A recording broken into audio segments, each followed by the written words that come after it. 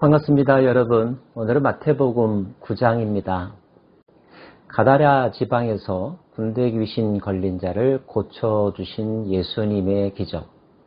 특별히 예수님의 사역 가운데는요, 귀신을 내어 쫓으시는 사역들이 많이 있는데요. 귀신이 들렸다라고 하는 것은 어떤 영적인 힘에 의하여서 그 사람의 정신세계와 영적인 세계가 완전히 지배를 받는다는 것을 의미하죠. 육신의 질병, 신체적인 질병도 큰 문제이겠지만 정신과 영이 온전하지 못하다는 것은 정말 심각한 문제입니다. 예수님은 귀신을 내어 쫓으셨죠. 영적인 파워가 그들보다 더 강력하셨기 때문입니다. 그래서 그 사람으로 하여금 하나님의 형상으로서의 모습을 회복하게 하셨고 진리 안에서 진리를 위한 삶을 살도록 이끌어 주셨습니다. 저와 여러분의 생각을 지배하고 있는 것은 무엇입니까? 또 우리의 영은 무엇을 숭배하고 예배하고 있습니까? 진정 하나님이기를 원하고요. 하나님이 아닌 다른 것들의 마음을 빼앗겼다면 그것들로부터 벗어날 수 있기를 원합니다. 스스로의 힘으로는 불가능할 것입니다. 귀신을 제어하고 물리치실 수 있는 유일하신 하나님의 아들 예수 그리스도, 그 예수의 이름으로 일어나시고 승리하시고 새 출발하실 수 있기를 원합니다. 9장에서 예수님은 다시 본 동네로 오셨다라고 기록하고 있습니다. 여기서 본 동네라 함은 가버나움을 의미합니다. 중풍병자가 주님 앞으로 왔습니다. 예수께서 배에 오르사 건너가 본 동네에 이르시니 침상에 누운 중풍병자를 사람들이 데리고 오거늘 예수께서 그들의 믿음을 보시고 중풍병자에게 이르시되, 예수께서 그들의 믿음을 보셨다고 했습니다. 친구들 그리고 중풍병자 본인이 포함되어 있다고 봅니다. 그들의 믿음을 보시고 입을 여셨습니다. 내 병이 나을 것이다. 내 병이 나았다. 이렇게 말씀하지 않으셨습니다. 적은 자야 안심하라. 내 죄사함을 받았느니라. 중풍병이 낫기를 위해서 왔는데 그에게 예수님은 전혀 다른 이야기를 하십니다. 죄에 관한 이야기를 하시죠. 결국 이 말씀 때문에 논쟁이 일어나기도 했습니다. 우리는 주님의 이 말씀에서 두 가지 사실을 묵상할 수 있습니다. 첫째, 인간이 겪는 모든 고난, 특별히 질병은 죄와 관련이 있다는 것입니다. 관련이 없다면 오늘 이 현장에서 죄에 대하여 말씀하실 리가 없겠죠. 두 번째, 이후의 논쟁에서도 주님 친히 말씀하시지만 예수님은 그 죄를 해결하실 수 있는 능력이 있으심을 공개적으로 드러내고 계십니다. 죄사함의 권세가 있다는 것을 온 천하에 알리시죠. 사실 누가 누구의 죄를 사할 수 있겠습니까? 특별히 본질적인 인간의 죄, 그 죄를 사하실 수 있는 분은 하나님뿐이시요. 그 하나님을 대리하는 대제사장들이 사죄의 선언을 할 수 있을 뿐입니다. 그런데 그 누구로부터도 권위를 인정받은 적이 없는 예수께서 스스로 자신이 죄사함의 권세를 가지고 있다고 말씀하셨습니다. 기존의 바리새인들이나 제사장들에게는 큰 도전의 말씀이죠. 왜 주님은 이렇게 말씀하셨을까요? 주님이 그런 파워를 실제로 가지고 계시기 때문입니다. 후에 증명되지만 주님은 하나님의 아들이실 거예요. 동시에 또 하나의 의미가 있습니다. 주께서 어떻게 인간의 죄를 사해 주셨습니까? 주께서 친히 인간의 죄를 짊어지심으로써 죄의 문제를 해결하셨습니다. 그러므로 죄 사하는 권세가 있다고 하는 이 말씀은 예수님이 사람들의 모든 죄를 탕감할 수 있는 능력을 가지고 있으시다는 뜻이기도 하지만, 자격에 관한 문제이기도 하지만, 주님 친히 인간의 죄를 짊어지시고 그 죄의 문제를 해결하시겠다고 하는 방법의 문제도 포함되어 있는 것으로 여겨집니다. 우리가 잘 아는 이사야서 말씀에 그가 찔림은, 그가 상함은 우리의 허물과 죄를 인함이라고 하는 말씀이 있습니다. 그가 채찍에 맞음으로 우리가 나음을 입었다라고 하는 말씀이 있습니다. 주님, 단지 말로만 인간의 죄를 해결하신 것이 아닙니다. 대가를 치르셨습니다. 직접 죽임 당하셨습니다. 주님이 친히 그 죄값을 치르심으로 인간의 죄를 대속하시고 인간에게는 자유를 누리게 하셨습니다. 그 영혼의 자유함을 누린 인간은 주께서 주신 그 은혜 아래서 이제 모든 것을 다스릴 수 있는 삶을 살게 되었습니다. 삶의 문제도 질병의 문제도 다스릴 수 있는 왕 같은 존재가 되었다는 거죠. 얼마나 기쁘고 감사한 일인지 모르겠습니다. 이 중풍병자를 고치신 이 사건을 통하여서 우리는 우리의 죄를 해결해 주시는 예수 그리스도의 마음과 그분의 희생과 그분의 사랑을 마음에 새길 수 있기를 원하며 이제 중풍병자처럼 그 침상을 들고 일어나 당당하게 활보하며 걸어갈 수 있는 영혼이 자유로운 자, 그리고 모든 죄와 이 세상의 모든 것들을 다스릴 수 있는 자의 삶으로 거듭나실 수 있기를 바랍니다.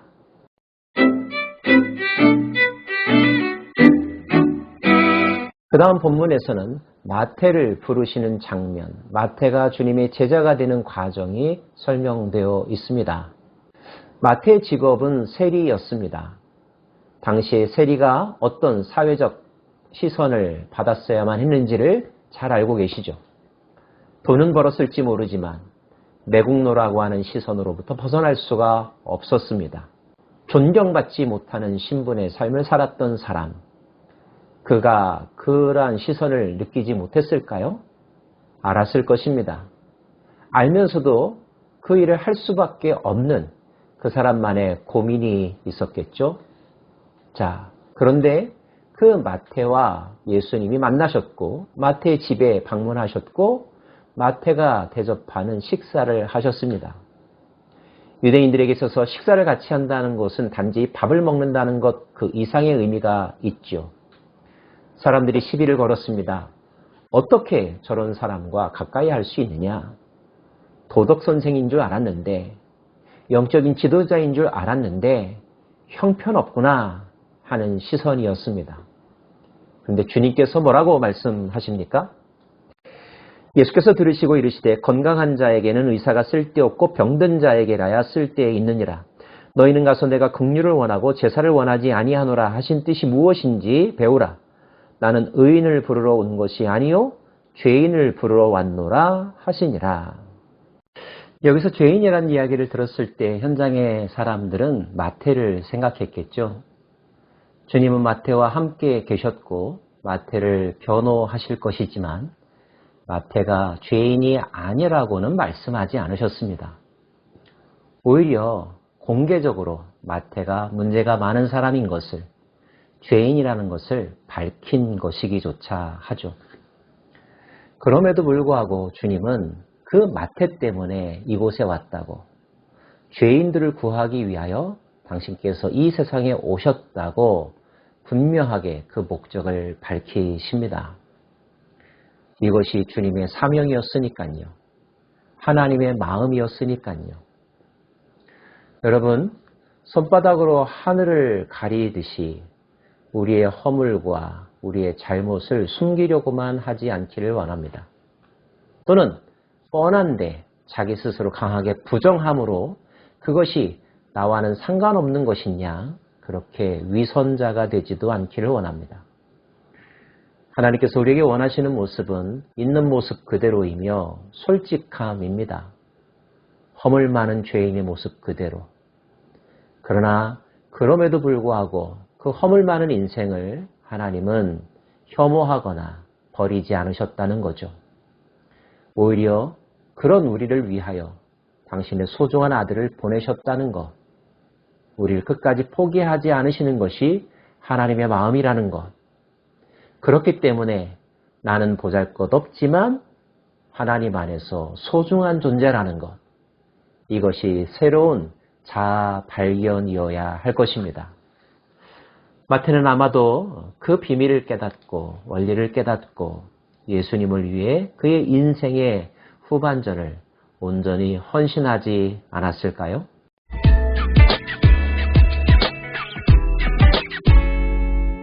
이후 말씀에서는 회당장의 딸 죽은 그 여인을 예수께서 살리신 이야기, 가는 도중에 12의 혈루증 걸린 여인이 고침받은 이야기, 맹인들을 다시 보게 하신 이야기, 말 못하는 자를 말하게 하신 이야기 등이 기록되어 있습니다. 주변에 있었던 사람들이 얼마나 신기해하고 또 기분 좋았을까요? 그런데 이런 모든 일련의 기적들 가운데 공통점이 있습니다. 주님께서 눈여겨보시고 또 강조하신 것이 있는데 그것은 바로 믿음이라는 단어입니다. 믿음을 보시고 죄사함을 선포하셨고요. 구원을 말씀하셨고 이만한 믿음을 본 적이 없다라고 칭찬하셨습니다. 병을 낫게도 하여 주셨고요. 주님이 인간에게 원하시는 것은 그의 능력, 그의 신분, 그가 가지고 소유 아니었습니다. 딱 하나만을 보셨습니다. 그 사람의 믿음. 물론 예수님에 대한 그들의 믿음이 예수님의 전부를 완전하게 알고 믿는 믿음은 아니었습니다. 지극히 단편적이고 작은 믿음이었죠. 그럼에도 불구하고 주님은 그 믿음의 씨앗을 기초로 삼아서 그 믿음 안에서 역사하셨습니다. 병을 고쳐주셨고 그 안에서 그를 성장시키셨고 믿음조 달아나게 하셨고 온전함에 이르게 하셨습니다. 오직 의인은 믿음으로 말미암아 살리라.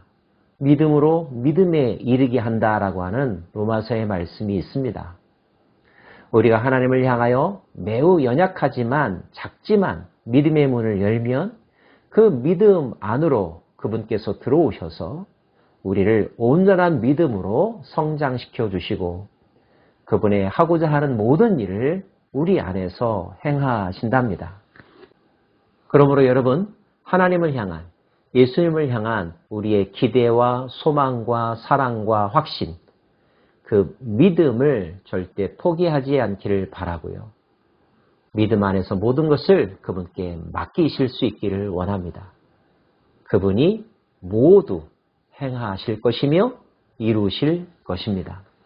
예수께서 모든 도시와 마을에 두루 다니사 그들의 회당에서 가르치시며 천국 복음을 전파하시며 모든 병과 모든 악한 것을 고치시니라. 무리를 보시고 불쌍히 여기시니 이는 그들이 목자 없는 양과 같이 고생하며 기진함이라. 이에 제자들에게 이르시되 추수할 것은 많되 일꾼이 적으니 그러므로 추수하는 주인에게 청하여 추수할 일꾼들을 보내주소서 하라 하시니라. 양들이 목자를 떠나는 그 순간은 기분 좋아서 신났을 것입니다. 이제 내 마음대로 할 수 있다고요. 하지만 곧 깨닫게 됩니다. 위협이 닥쳐오고요. 먹을 것이 떨어졌습니다. 기진맥진하게 되었고 두려움과 방황의 삶을 살 수밖에 없었죠. 그러한 모습을 보고 주인은 잘됐다, 고소하다 생각하신 것이 아니라 저런 떠나지 않았으면 좋았을 텐데 다시 돌아오면 내가 살게 해줄 텐데 더 나아가서 직접 찾아오셨습니다. 길 잃은 양들을 위해서 말이죠. 이것이 하나님의 마음이며 예수 그리스도의 마음입니다. 여러분, 우리는 이제 참된 목자이신 예수님을 만났습니다. 목자를 졸졸졸졸 따라다녀 보십시오. 쉴만한 물가와 푸른 초장을 만나게 될 것입니다. 사자와 곰과 이리떼로부터 보호받게 될 것입니다. 그리고 주님의 상에 함께 참여하게 될 것입니다. 그런 은혜를 끝까지 풍성하게 누리는 우리 모두가 되기를 원합니다. 기도하겠습니다.